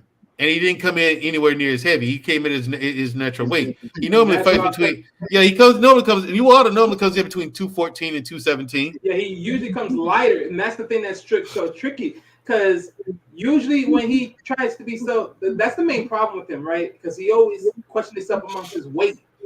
Yeah, like the last 2 times he fought Fury, he came in way too heavy, in my opinion. You come in the ring 260 for what? What you've been doing, been working. And in that first fight, you did well. You won. Really? But they called it a draw. You know, I'm like, okay, fair enough. Fury beat you on points, but you did knock him out. All right, fair enough. They let the knockout go, but Fury was beating you on points. You're supposed to get the knockout. They just called it a draw. Fair enough. Cool. But why would you come in 50 more pounds overweight, 30 or 40 pounds over, with 30 or 40 pounds more weight? Of course you're going to get in that ring and get tired. Of course you are. That big ass Black Panther suit on. Right. Of course you're carrying 40, 50 pounds of more weight on you, man. I mean, yeah, that's going to drain your stamina. Now that third fight, Hink, I was proud to pay my money for that. After that fight, I was like, okay, that's what I paid my fucking money for. If I pay money for a fight, it better be Rocky versus Apollo Creed. It better be this. This is what that third fight. This is what I paid my money for. That Rocky was a versus fight. Apollo Creed. Yeah, it better be. Yes, it better be a war in that ring if I'm paying my money like that. That fight, what? $100? $110? You give or take, yeah. Yeah, I don't even remember how much it was. $100? $110? Yeah. Rocky and Apollo. Look at it. Oh, but that's funny. That's funny. Yeah, the third fight that was the definitive defining moment for me. Like those men, that's how you do it. That's what it's all about. If you want to see a great fight, Wilder versus Fury 3. That was a great fight. Both men, both of them, they can retire. The thing is, Fury knows this. He said it so many times, a couple of times. Oh, yeah. After that fight, you see, because after that fight, Fury knows that he left a piece of himself in the ring, and he knows Wilder did too. They both did. You don't fight like that and come out the same. You don't. Both the men left a part of themselves in the ring that night. And they will never be the same. You know, so they can retire. They can fight some more if they want to. They don't, but we already know Fury and Wilder, they're the number 1 and number 2 in the heavyweight division of this era. This entire era, they are the top dogs. You're talking about cycling. Real cycling. Yeah, but ain't what's his name? Armstrong? He don't cycle no more, so there's no point. You talking about the cheetah? Yeah, the cheetah. Yeah. We ain't gonna talk about that. We gonna go ahead.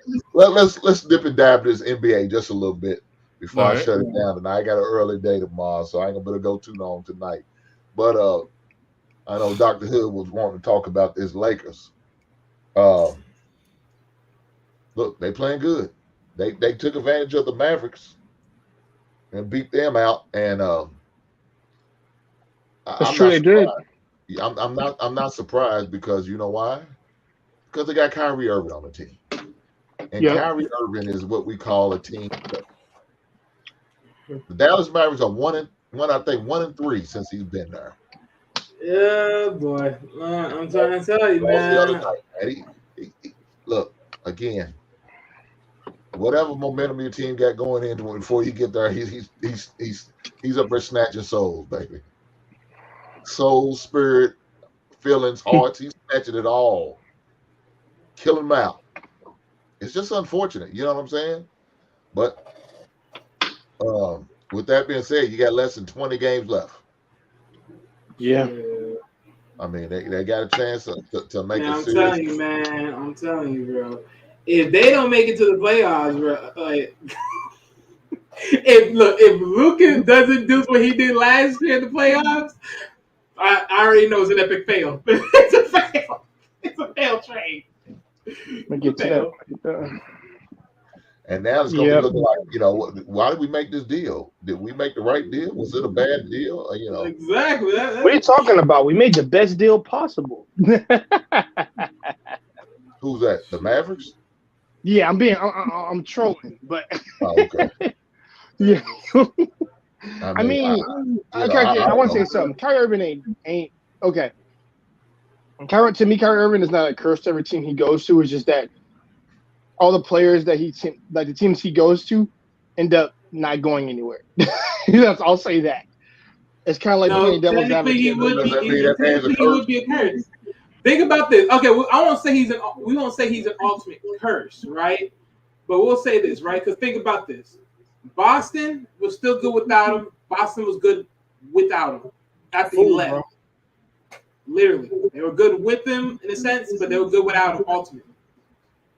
My thing is you go to New York. Better without him. Exactly. But now look at Boston, right? They were okay when he was there, but they're better now without him. And even KD. They're looking pretty good over there. Literally. KD has not played a single game with these Sun Warriors yet. I have not seen it. Yeah, he hasn't. Well, I forgot what day they said that he's going to start playing for the Suns, but yeah. I need to know. I'm trying to figure out is he going to play any regular season with him, man? He's got. I mean, he's not injured. Not then at all. You never know. I mean, at best, if anything else, basically they're trying to minimize it because of the simple fact that they're trying to get them to click. If anything, right. I do want to say this. Shout out to my man Damian Lillard for getting 71 points. Listen, the Trailblazers are not liked, but I freaking love Damian Lillard. That's my boy. That boy know how to ball. And he's the second person this year to get 70 points. Donovan Mitchell was the first. This cat was the second, and I'm like, I'm loving it. Like, when did these dudes just get to 70? I'm just curious. 60 is one thing, but 70 is stupid. That means My thing is though for Damian, that makes more sense though. But for Mitchell, it technically doesn't because the team he has around him. Is what? Because the team he has around him. Well, I mean, don't get me wrong. I'm not saying that they can't have like one day, like they flop. But even then, it's like when you look at the team around him, you would think that they would score more enough for them to like put up amongst the scoreboard. But I know he's a one-man army at that time, but at the same time, the team's not doing anything. Who y'all saying the Cleveland's on? Yeah, the Cleveland, because there was a time when Damian, not Damian, but Mitchell, he scored like 71 points with 11 rebounds, I believe, or 11 assists, one of the other. Well, I mean, either way, they both impressive. Right. Yeah, they're both impressive. Like I like them. I mean, to say that they're able to do that is letting you know that they was efficient with their shot selection. They made the right shots and they made the shots. Right. Lillard was hitting it 5 foot from the 3-point line, from the NBA 3-point line. Yeah, Lillard. I'm sorry, man. Lillard, NBA 3-point line is like a 23 to 24 footer. He's damn near half court. Right. So. Yeah, man. I love Dame, man. I just hate to see he's wasting his whole career in Portland, man. That's what I hate for Dame. They're not going to get him no help. They already shown that. In fact, they get rid of what little good players they do have. Honestly, I thought they were going to trade him. I thought they were going to trade him. To be honest, that would have helped. Shit. Who's that? I said he should have had KD. Fuck that. If anybody really needs help, it's his goddamn team. Not Luka and his shit. Luka's fine. Luka can carry his team to an extent, but it's the players around him that he had last year that contribute in some ways. Spencer Dinwiddie. What's my name? Bronson. That motherfucker, Bronson. Forget his first name, but he had little key cats that were like average, but that were good enough to like get points off of. Luka got locked down that last fourth quarter. Dr. Hood, my boy. He got locked down. He got locked down, bro. I like them Lakers, man. I know we ain't supposed to talk about the Lakers over here. How did that come up again? I like those Lakers, man. Dang, I had to sneak that in somehow. No, go ahead. Man, they just, I thought it was going to get past. I'm finally seeing LeBron with some pieces that he could work with. Now, I'm not somebody. Man, he still got one big piece that's still crying. Yeah, right? Oh, Anthony Davis? Hell yeah. Damn, poor guy. Who's that poor guy?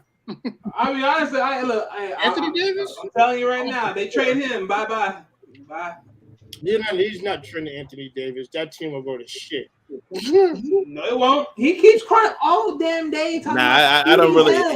And AD's actually been playing decent these last few games. I'm not gonna say it's a big stretch. I'm not even gonna go as far as to say Lakers really gonna make too much noise this year. Next year, but maybe. I like the direction they're going in. I do. I'm trying to East wise, the Celtics are just set to win it all this year. I can't see them fucking it up. But then again, hey, I'm gonna wait. Wanna know why? Golden State Warriors did that shit like 1 year when they were 73-10 or whatever, some shit. And then they fucking fumbled the bag against LeBron. So I don't want to hear that. So perform in the playoffs. If you do not, then hey man, you fucked up. But I'm looking forward to the Western Conference. I think I'm really looking forward to that one more than anything. I want to see if Ja can eat his own goddamn words. And I do like him. But Ja, I ain't gonna lie, Ja is on a Memphis Grizzly high right now. He's unstoppable though. Ja is just one of those unstoppable dudes. But we're not going to have to worry about them. They won't be in the playoff alone. They're going to lose the first series they go against. Yeah. Why? No. He needed the help. He talking all that shit and knowing he can't back it up. I said the same shit. Knowing it, and guess who he may end up running to? The Lakers. First round playoff game, maybe against the Lakers. I laughed my ass off when that happened. He's gonna lose there. If that happens, he's gonna lose there. Probably. So You I need mean, to look at I don't know how serious to take the Nuggets. You know, that's still up for debate. Yeah, the Nuggets are number one still, but I say they passed the Let's first see, round. knocked out the I second. think Nuggets will pass the first round. Well, They'll the pass the Pelicans, first round, but they get knocked out. Pelicans are taking a dive. They losing every goddamn game. At one time, they was matter of fact, they was number They might one be at the one Cowboys time of on the the West. NBA. They I mean, doing well, the bad. Nuggets was the most balanced West team out there almost every other year. But That's the true. problem is that they just never get And over. Yeah, Wally, and guess what? And every time they were the most balanced, one player was out, and they only got like one W out of a series, and got beat by every other team. Well, look here. I tell you, team you look out for in the state of California, and that's the Kings. The hell with the Lakers. The hell with Golden State. The Kings have been good. Sacramento Kings. They looking good. Nah, I'll give it to them. The Kings are looking good. That double overtime with the Clippers, that thing was that game was big. They got that 1-2 punch going right now. Who's ever in charge of management over there and the recruiting? You did a great job. Like, hats off to you, bro. Because the Kings have never. I'm not saying they've never been good, but it's been so long since they've been good. And that's Chris Webber. Yeah, you got to go back to the. Yeah, they were practically the baby of the Cali's teams. Damn, Who else I remember besides Chris Webber? Who was that coach? He used to coach at, I want to say, the Portland Trailblazers for a while. Old white dude with a mustache, and he ended up at the Sacramento Kings as their coach. I can't think of the guy's name. When the Kings was good last time, when they had Divock, Chris Webb. Divock, yeah. Shit, and Shaq called him the Sacramento Queens. Doug Christie. Yeah. Yo, Shaq was bullying motherfucker. But truth be told, the Lakers got a lot of calls in that game, man. They should have won that series. Yeah. I want to say the year the Shaq and them won their second NBA title. I think that's when it was. The second year they won a title, and they played the Kings in the finals, in the Western Conference Finals, but they ended up cheating them. I think it's what it was, but I can't think of that coach's name, man. I'm stumped. You got me there. But so Dr. Hood, you think the Lakers gonna do it? Oh shit, he gone again. God damn. Yep. Dr. Hood. They don't. I think he said this year they're not good, but next year there might be potential for something. Hey man, dude. All I know is that whoever runs the fucking Heat organization need to get their shit in order because these guys are fucking assholes. They're terrible, bro. Like for me, Jimmy has 2 more years left in them. If you don't get a ring at least before he fucking leaves, then that was a waste. It is a waste. I don't care what anyone says. At least one. And honestly, I actually would have been cool to see how that Kevin Durant mixture would have went with that team, because they would have had the help, probably the score they needed, and a defender. Because you would have had KD, Jimmy, and Bam has been good this year, but guess it don't mean shit unless they don't get fucking W's. To be honest, because Joel Embiid is still putting up numbers, and he's the biggest star of his team. But that's him, James Harden, and if you want to say PJ Tucker, they made their defense better by having him. Yeah, that dude's a monster though. I ain't gonna front. I do that like dude PJ Tucker. I don't get twisted because that dude's a good defender, and the dude motherfucker old as shit. Well, he's still playing. Well, in basketball years, he's really not that old, man. He's not as old as you think. He may look it because hair loss. Ron is 38. But that's crazy shit. In basketball years, he's really not that old in the game, man. For real. PJ Tucker's not. But let me throw this in here. Since I heard some Atlanta Falcon news. They're talking about they're thinking about trading Trae Young. Where do you think he'll go if they drop him? Dang. Bro, the Heat are trying to get. I don't know, man. I mean, I don't know if that'd be a good move for him. Look, I don't ever see the Hawks. Is not going to fuck. That's I don't ever see the Hawks winning anything, right? So I don't either. They're not going to ever win anything. You need some guy to sell tickets, and that guy sells tickets. Young is the only one that can sell tickets. To be honest. Yeah, because he's at the. You're right. He's right. You need some people. You need some people who's gonna pay to watch that game. Thank you, Mandro. Thank you. You need some people to get people to pay to watch that game. Like Mandro on my side right now. Yeah, I am, Jay. It's just like I said with that Tyson Fury and Deontay Wilder. That third fight. Away from Atlanta. You think I'm gonna go there just to see fucking Trey Young? Right. Like I said, I want something like that Tyson Fury Deontay Wilder 3. I was proud to pay my money for that.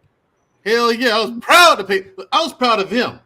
Like I don't know Deontay Wilder personally, but I've met him a couple of times. I don't know him personally. I met him a couple of times. I've spoken with him, talked to him, but I don't know. We don't know each other personally like that, right? He lost like a man that night. And I'm like, I paid for this. Money well spent. And that's what I want from every sporting event that I paid money to see, okay? If I'm going to buy a ticket to an NBA game and go to the stadium, okay, I want to pay for a real good game. You know what I'm saying? I pay for a fight. It better be Wilder Fury 3. If it ain't, better be Rocky versus Apollo Creed. I don't want to pay for a Tyson fight. I want Rocky. Ever. Because it's over in the first. If Tyson wants it to, it's over in the first round. I don't come on, man. Come on, Mike. Drag it out some. You know what I'm saying? You remember that Rocky 4? Them headshots to the face? Bam. Bam. Bam. Oh, that's my shit. Hink remember them Tyson fights. Hink remembers. If you went to go get popcorn, remember Hink? You went to go get popcorn. It was over. I watched popcorn. It was over. You went to go get popcorn. It was over. You should have had that ready before the fight started.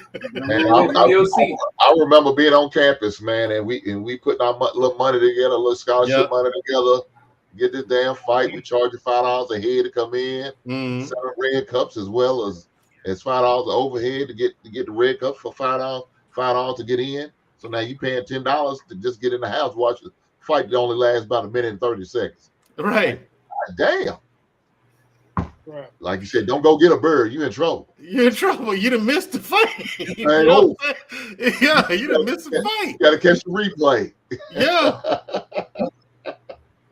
People don't understand. Like you got some people talking, ask me, "Oh, so you're a Tysonite?" Like, yeah, Tyson was my inspiration, man. Like Tyson was. I watched because my family used to do that, right? Hank, my dad's brothers and sisters used to put their money together, get the fight, get food and stuff like that to watch the fight. So we watch all the undercards and stuff like that. It's my first time watching. I was a little child. This is in the early, in like mid '80s, So I'm like 7 or 8. So. We're watching the undercard stuff like that. I'm with my little cousins watching this whole thing go on. I'm enjoying myself. I'm really looking at this first time looking at boxing like this, and I'm enjoying it. Then all of a sudden, this fighting god shows up on the screen.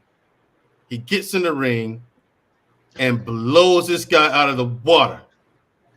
Man, Drill called him a fighting god. Yes, Mike Tyson. Listen, I'm telling you, gladiator mode. I'm telling you, man. I wanted to be that. It was that. Gladiator. You're like sometimes you see something you're like, I want to be that. You know what I'm saying? And you know what I'm saying? Like all kind of stuff ran through my mind. Like, could I ever be that strong? Could I ever be that good? Like, wow, like it was unbelievable what I was watching. And he just ripped this dude apart. And from that day on, I told my daddy the next day, "Daddy, I want to try boxing." He's like, "Son, what?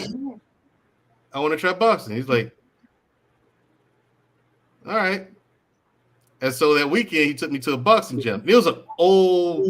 Remember in that Rocky movie where he takes to California where Apollo went to train Rocky, and he took him to that dirty ass dank. Yeah, back in the streets. It was a gym like that. Like duct tape all over the equipment and stuff like that. You know what I'm saying? And so, right.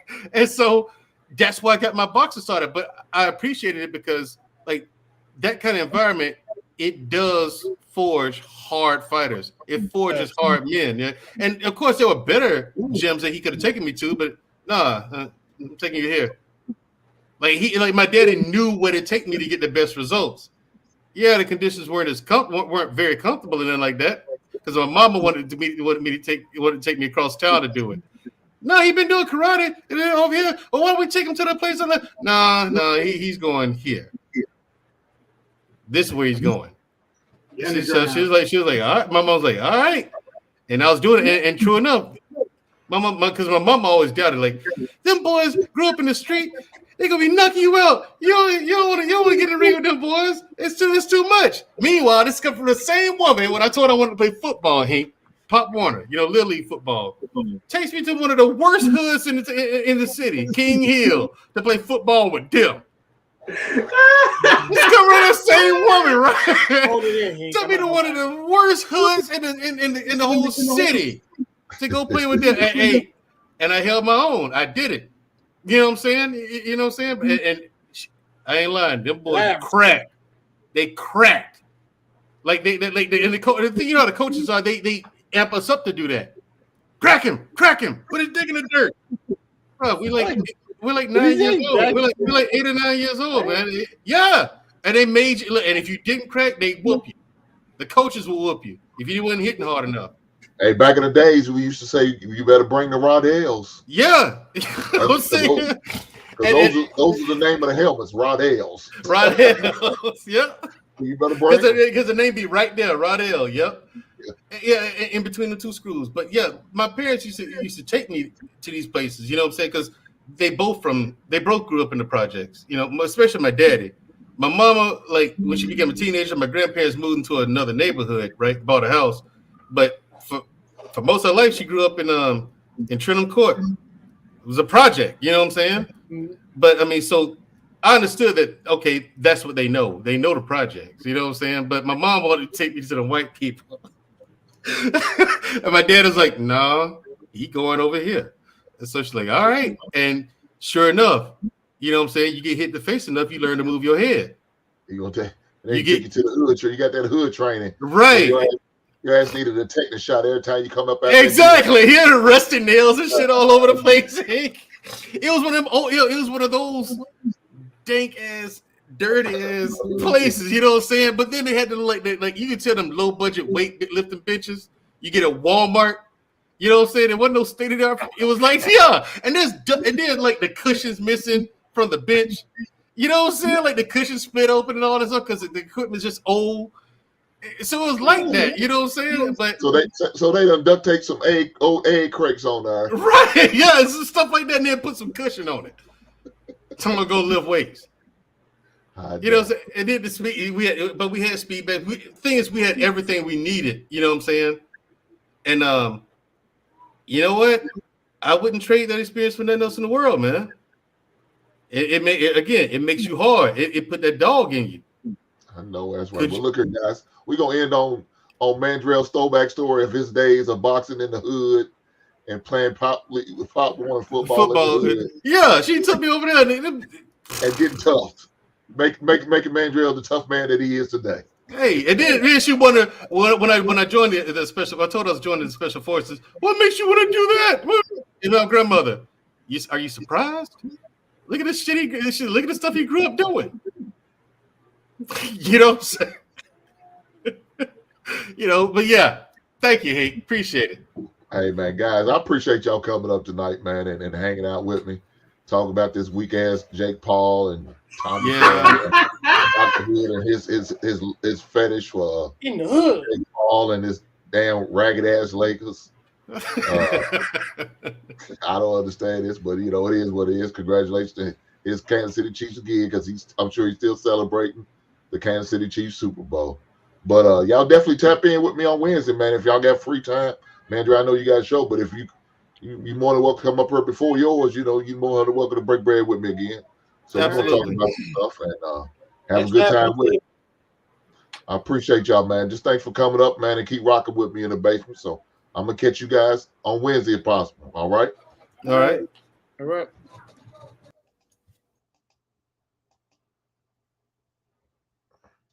Well, guys, it was another successful day, man, in the basement, man. I had a good time with you guys.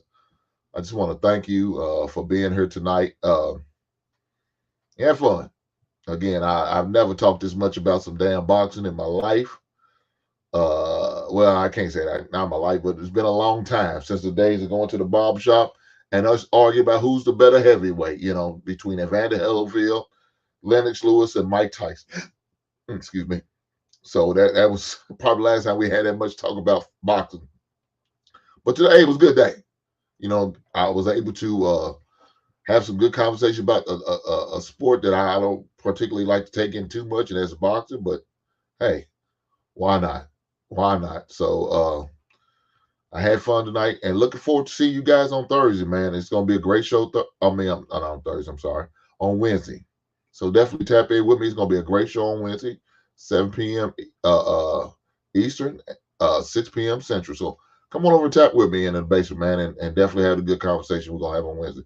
Looking forward to it, and thanks again, guys. See you later.